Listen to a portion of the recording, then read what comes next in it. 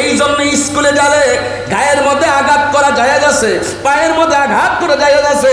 রাসূল বলেন তোমরা চেহারার মধ্যে আঘাত করো না। এই চেহারাটা আমার রব নিজের হাত দিয়া বানাইছে।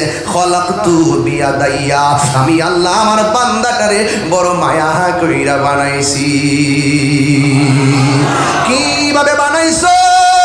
কাইফি আইয়ি সূরাতিন মাশা রাক্কাবাক, আমি আল্লাহ যেমন করে চাইছি ঠিক এমন করে বান্দাটারে বানাইছি।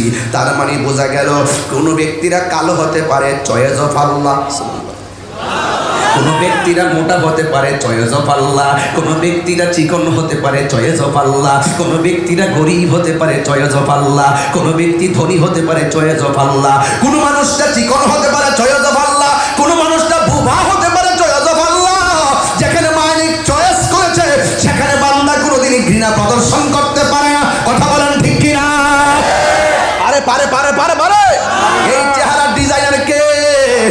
আল্লাহ বলে বান্দা আমি আল্লাহ তোর চেহারাটা বানাইয়া এমন একটা জায়গা বানাইছি, ওই জায়গাটার নাম হলো কপাল।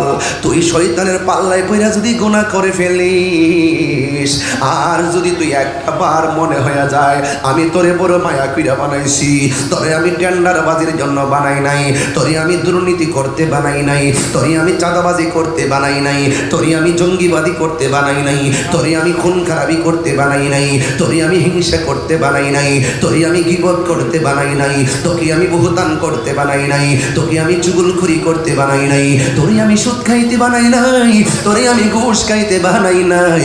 আমি আল্লাহ কেন বানাইছি? ওয়ামা খালাকতুল জিন্না ওয়াল ইনসা ইল্লা লিয়াবুদুন, আমি তোরে বানাইছি একমাত্র আমার গোলামি করার জন্য। পাহাড় পরিমাণ গুনাহ কইরা যদি তোর মনে হয়ে যায় আমি তোরে বড় মায়া কইরা বানাইছি, আর তুই যখন রাতের অন্ধকারে এই কপালটারে যখন জমিনের মধ্যে লাগাইয়া যদি